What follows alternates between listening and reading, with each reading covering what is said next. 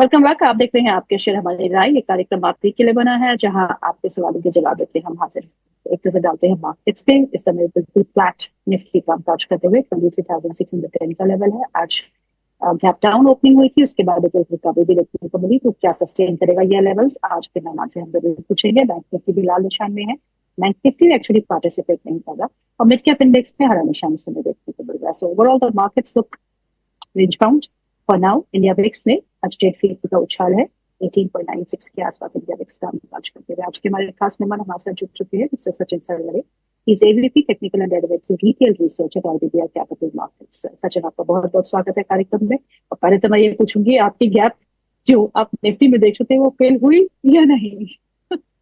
देखो उस दिन क्या हुआ है कि जो 13 मई को जो गैप डाउन हुआ था उसमें जो लो बनाया था वो 23,262 का बनाया था। अब हमारा जो लेवल है वो था 23,200। अब कंफ्यूजन यहाँ पे यही है कि अभी ये 62 पॉइंट्स का जो गैप रह गया है वो फिल करने आएगा या फिर यहीं से ऊपर चला जाएगा। तो अभी यहाँ पे अभी क्वेश्चन क्लियर नहीं है बेसिकली। क्योंकि लिए क्या हो रहा है कि मार्केट एक बड़ा रेंज में थोड़ा फंस गया जो 600 पॉइंट्स का रेंज है। ऊपर में 23,850 और नीचे में 23,250 में ये रेंज पकड़ के चल रहा हूँ। तो इधर साइड ब्रेकआउट या ब्रेकडाउन होगा तो हमें फर्दर डायरेक्शंस मिलेगा। जब तक ये दायरे में काम कर रहे हैं मार्केट तो तब तक हमें क्या करना पड़ेगा, रेंज बाउंड ट्रेडिंग ही करना पड़ेगा। नियर 250 350 ये रेंज में अगर हमें कोई पॉजिटिव कैंडल दिखता है तो हम बाय करना चाहेंगे। और वैसे ही ऊपर में 23,750 850 ये रेंज में अगर हमें कोई रेजिस्टेंस दिख रहा है और कोई सेलिंग कैंडल दिख रही है जो बेरिश है तो फिर वहां पे हम लोग बेचना जाएंगे। तो बेसिकली ये देखो रेंज 600 पॉइंट का है, अच्छा रेंज है, खेल सकते हैं। तो ये ट्रेडर्स के लिए अच्छा है, बट अगर एज अ इन्वेस्टर देखेंगे तो ये कंफ्यूजन का स्टेट है। तो यहाँ पे हम स्टे पुट बेसिकली बोलेंगे, थोड़ा सा अवॉइड करने के लिए इन्वेस्टर पॉइंट ऑफ व्यू से। कंफ्यूजिंग और फ्रस्ट्रेटिंग जो रेंज है। बैंक निफ्टी के बारे में बताइएगा। बैंक निफ्टी ने ब्रॉडली अंडर परफॉर्मेंस ही देखने को मिल रही है और जो दिग्गज बैंकिंग स्टॉक्स है वो बिल्कुल पार्टिसिपेट नहीं कर रहे। तो अगर निफ्टी को ऊपर जाना है तो बैंक निफ्टी को तो जरूर ऊपर जाना तो एक चीज अच्छी जो हुई है बैंक निफ्टी में वो है कि ऑलमोस्ट जो 18 मई को जो लो बनाया था वो 52,783 का था। जो हमारा गैप जोन था वो 52,778। तो बेसिकली मैं बोल सकता हूँ कि ये ऑलमोस्ट फिल हो चुका है गैप बैंक निफ्टी में। सो कंपेयर टू निफ्टी देखेंगे तो अभी हम बैंक निफ्टी में थोड़ा सा कॉन्फिडेंट है। और आज देखेंगे तो ऑलमोस्ट जो लो है वो है। 52,836 का था। अगेन जो उसने कोइंसाइड कर सकते हैं, बेसिकली बोल सकते हैं 18 मई को। तो ये डबल बॉटम बोल सकते हैं अगर आज इस तरीके से भी क्लोज आता है। और हम अगर 53,800 ये लेवल को अगर क्रॉस करते तो डबल बॉटम जो है वो कंफर्म हो जाएगा। एंड उस केस में फिर हम लोग ऊपर में थोड़ा रुझान देख सकते हैं 54,500 लेवल्स एंड 55,500 लेवल्स, ये हम लोग देख सकते हैं ऊपर में। बट ओवरऑल क्या हो रहा है, अभी भी ट्रेंड जो है दोनों ही इंडाइसिस का वो डाउन है। तो ये हम लोग एक बाउंस जैसा देख सकते हैं। बट ओवरऑल इसको पूरा ट्रेंड चेंज करने के लिए जब तक बैंक निफ्टी 56,500 के ऊपर काम नहीं करता है 2 महीना, तब जाके तो ट्रेंड नहीं चेंज होगा। और निफ्टी के केस में वो है 24,700 का लेवल्स। तो जब तक 24,700 के ऊपर 2 मंथ्स नहीं वो ट्रेड करता है तब तक पूरा ट्रेंड चेंज करना मुश्किल है। तो यहाँ पे यही हम लोग देखेंगे कि ये जो बाउंसेस भी आएंगे तो बेसिकली ये एक्चुअल देखेंगे तो ट्रेडर्स मार्केट है, कोई इन्वेस्टर मार्केट नहीं है। तो जहाँ पे भी 2 4 टका 5 टका 6 टका मिल रहा है। और कोई कोई स्टॉक्स में कभी कभी जैकपॉट मिल जाता है जैसे कि 8 टका 10 टका एक ही दिन में चल जाता है। लेकिन आप देखते हो कि फिर दूसरे या तीसरे दिन वो वापस से प्रॉफिट बुकिंग में चले जाता है। तो ये एक है कि बिकॉज मार्केट्स रेंज बाउंड है, बड़ा रेंज है और ट्रेंड डाउन है। तो इन्वेस्टर्स यही कर रहे हैं कि जहाँ पे भी प्रॉफिट मिल रहा है और अच्छा खासा प्रॉफिट मिल रहा है तो वो बुक कर रहे हैं बेसिकली। तो यही हम लोग बेसिकली ये पैटर्न बहुत कांस्टेंट देखा गया है।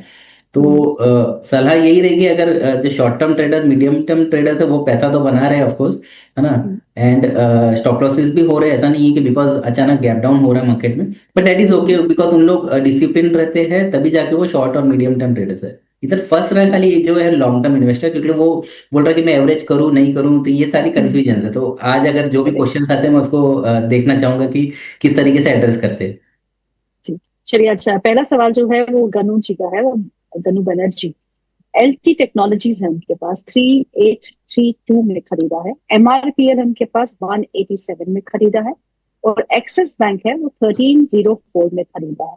कब एवरेज करूं और target short to medium term में क्या हो सकता तो पहले LTTS आई थिंक स्टॉक का नाम है। है? जी। तो L&T टेक्नोलॉजीज जो है उसका ट्रेंड तो डाउन है, तो उसको एवरेज करना तो मैं मना करूंगा। MRPL अभी रिसेंटली उसने ट्रेंड को डाउन किया है, बट ये स्टॉक थोड़ा सा मेरे दिन के करीब है। डेली में इसने अपना ट्रेंड चेंज किया, बट वीकली में जो है अभी भी ट्रेंड अप है। तो मैं ये कहना चाहूंगा कि एक वीक एटलीस्ट इसको पॉजिटिव क्लोज होने दीजिए। अगर ये 151 क्रॉस करता है नेक्स्ट वीक, तो मेरे हिसाब से तभी आप एवरेज कर सकते हो, बिकॉज तब ट्रेंड जो है वो क्लियर हो जाएगा। और तीसरा ओके। स्टॉक मैं सुन नहीं पाया था। Axis bank. Excel. Axis bank 1304 में खरीदा है। तो एक्सिस बैंक क्या कर रहा है अभी? 200 डे मूविंग एवरेज के नीचे ट्रेड कर रहा है पिछले 5-6 दिन से, तो वहीं पे रजिस्ट भी कर रहा है। तो फिलहाल जब भी हम 200 डे मूविंग एवरेज के नीचे काम करते हैं, इसका मतलब ट्रेंड तो डाउन हो जाता है। तो डाउन ट्रेंड में हम लोग एवरेज करने के लिए मना करते हैं। ओके, चलिए अगला सवाल जो है वो है क्या क्या मैं करंट मार्केट प्राइस पे बजाज ऑटो खरीद सकता हूँ शॉर्ट टर्म के लिए? आज ऑटो स्पेस पे थोड़ा बहुत मोमेंटम तो है। तो बजाज ऑटो ऑफकोर्स ट्रेंड अच्छा है, अगर वो खरीदना चाहते हैं कोई प्रॉब्लम नहीं है। बट अगर शॉर्ट टर्म का है तो फिर जो स्टॉप लॉस रहेगा वो आज का डे लो बेसिकली, या फिर राउंड फिगर 10,000 बोल सकते हैं, तो खरीद सकते हैं, कोई प्रॉब्लम। ओके, अगला सवाल जो है वो नैन्सी का है। वो पूछते हैं जीएमडीसी वोल्टास के बारे में। जीएमडीसी है उनके पास 702 के भाव पे 702। वोल्टास है 1512 1512 के भाव पे। इन दोनों ही स्टॉक्स पे आपकी सलाह क्या है? सो वोल्टास में तो अभी क्या हुआ है कि रिसेंटली वो ट्रेंड चेंज करने का ट्राई कर रहा था, उसने काफी ट्राई भी किया किया भी था, बट वो सस्टेन नहीं हो पाया। सो अभी एज ऑफ नो एक स्टॉप लॉस दे देता हूँ 1180 का। इसके नीचे अगर ये क्लोज कर रहा है तो फिर एग्जिट कर दीजिए, वोल्टास के लिए बोल रहा हूँ। और बाकी जो पहला स्टॉक था उसका नाम भूल गया मैं। पहला स्टॉक था जीएमडीसी। हाँ, तो GMDC को होल्ड कर सकते हैं, कोई प्रॉब्लम नहीं है, उसका ट्रेंड अभी भी अप है।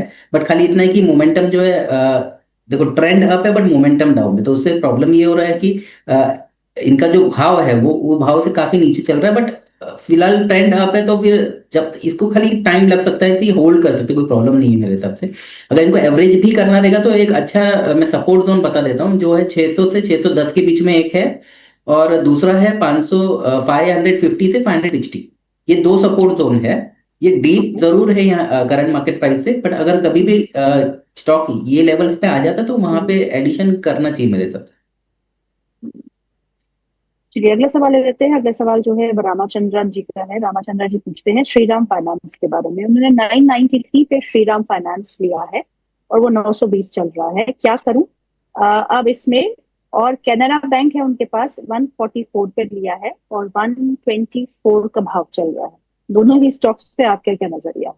एक कैनरा बैंक और दूसरा श्रीराम फाइनेंस। तो श्रीराम फाइनेंस में स्ट्रिक्ट स्टॉप लॉस 860 का रखिए और होल्ड कीजिए, ऐड बिल्कुल मत कीजिए एज ऑफ नाउ, बिकॉज अभी जो है वो एकदम रेंज बाउंड ट्रेड में है। एंड इसका जो ट्रेंड अप जो हो जाएगा वो मेरे हिसाब से 975 के ऊपर ट्रेड करेगा, तो इसका ट्रेंड अप हो जाएगा। तो एज ऑफ नाउ बिकॉज वो कंफ्यूजिंग और साइडवेज ट्रेंड में है, तो यहाँ से पैसा बनना फिलहाल मुश्किल है। बट जैसे ही वो रेंज जो मैंने बताया एक बार वो क्रॉस हो जाएगा तो फिर वहां पे है। But again because without stop loss तो काम नहीं कर सकते, बिकॉज जैसे ही 860 को ब्रेक कर देगा अपना ट्रेंड चेंज कर देगा।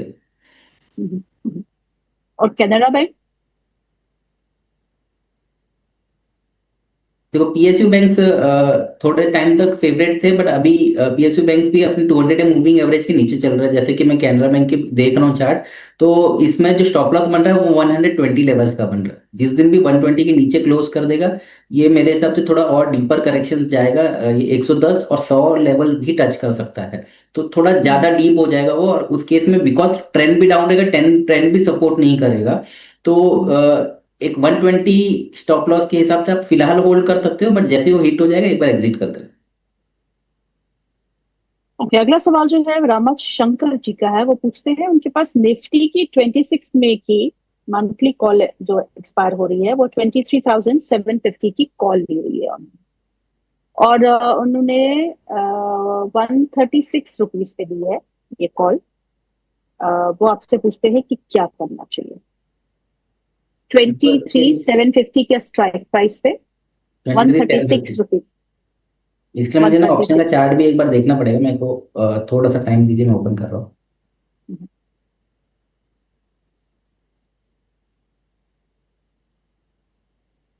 हाँ, क्या रेट पे लिया था उन्होंने? उन्होंने लिया है 136 पे। 136 पे, ओके। तो देखो ट्वेंटी थ्री इसका thousand seven again, fifty because overall Nifty का भी ट्रेंड डाउन है, इन्होंने कॉल लिया हुआ है, तो उसका तो ऑफकोर्स ट्रेंड डाउन ही है। तो यहाँ पे स्ट्रिक्ट स्टॉप लॉस 70 रुपीज का रहेगा, है ना। एंड उस स्टॉप लॉस से वो होल्ड करना चाहते हैं तो होल्ड कर सकते हैं, बट मेरा सलाह ये रहेगी, बिकॉज अभी थोड़ा प्रॉफिट हो रहा है तो एक बार एग्जिट कर लीजिए। एंड पोजिशनल मत खेलिए ऑप्शंस को, बिकॉज ऑप्शंस में नॉर्मली ये देखा गया है कि जो टाइम वैल्यू है वो डिग्रेडेशन होता रहता है। अभी नियर एक्सपायरी तो जो टाइम वैल्यू है वो काफी ज्यादा डीके होता है, तो उसका ट्रेंड से कुछ भी लेना देना नहीं होता है। अगर यहाँ से निफ्टी ऊपर भी जा रही है बट अगर 750 के नीचे है तो भी वो ऑप्शन जीरो हो जाएगा। तो अभी जो उनको फिलहाल प्रॉफिट मिल रहा है मेरे हिसाब से वो बुक कर लेना चाहिए और एग्जिट हो जाना चाहिए। ओके। आरती जैन का सवाल है अगला। वो पूछते हैं कि वो बीईएल और आईओसी में फ्रेश इन्वेस्टमेंट करना चाहती है, तो आपसे पूछ रही है कि किन लेवल्स पे एंट्री। तो बीईएल देखो अभी कल कल ही रिजल्ट आया, रिजल्ट तो थोड़ा सा अच्छा ही था आई थिंक स्टॉक का, बट ये कल मैंने भी रिकमेंड किया था, मेरा स्टॉप लॉस हो गया आज सुबह ही। तो ये इसका खाली ये था कि डबल बॉटम बीच में बनाया था, तो उस रिकमेंडेशन के हिसाब से भी उसको एक्टिव करके मैंने जब भी जैसे ही वो एक्टिव हो गया 428 पे मैंने वो रिकमेंडेशन दिया था। एंड जो मेरा स्टॉप लॉस था वो 414 का था।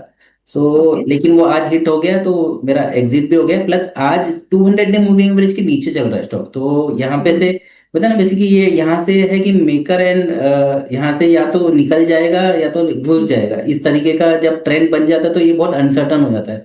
तो जी। ऑलमोस्ट एज ऑफ नाउ तो वो 200 डे नीचे ही ट्रेड कर रहा है, तो इसका मतलब ये है कि फिलहाल यहाँ पे चांस नहीं लेना चाहिए एडिशन का।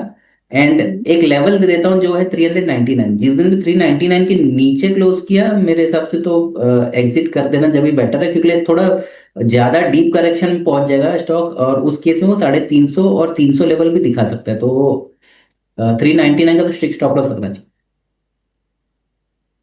ओके। दूसरा सवाल जो है वो विनीता गुप्ता जी का। वो पूछती है एचबीएल इंजीनियरिंग के बारे में। एचबीएल इंजीनियरिंग में क्या करना चाहिए। उनकी खरीद जो है वो 807 की है और उनके पास आरईसी भी है। आरईसी की खरीद है 380। दो स्टॉक्स पे, एक एचबीएल इंजीनियरिंग, दूसरा आरईसी। तो एचबीएल इंजीनियरिंग वीकली चार्ट्स पे देखेंगे थोड़ा मीडियम टर्म के आउटलुक से तो ट्रेंड अप ही है, अभी कोई प्रॉब्लम आया नहीं है स्टॉक में। इसका जो ट्रेंड जो है डिस्टर्ब हो जाएगा वो 600 के नीचे होगा, तो 600 का एक stick stop loss medium term outlook के हिसाब से, and she can hold basically. And दूसरा कौन सा स्टॉक बोला आपने? दूसरा जो है आरईसी।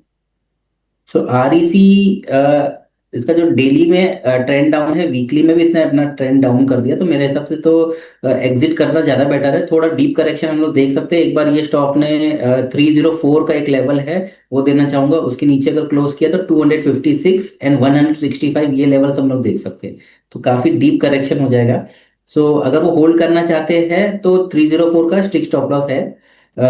ये मैं मंथली चार्ट देख के दे रहा हूँ तो थोड़ा सा लेवल बड़ा हो जाएगा, बट कोई और ऑप्शन नहीं है, बिकॉज डेली एंड वीकली ये दोनों ही ट्रेंड डाउन है। हम्म। अगला सवाल ले लेते हैं। और अगला सवाल जो है वो है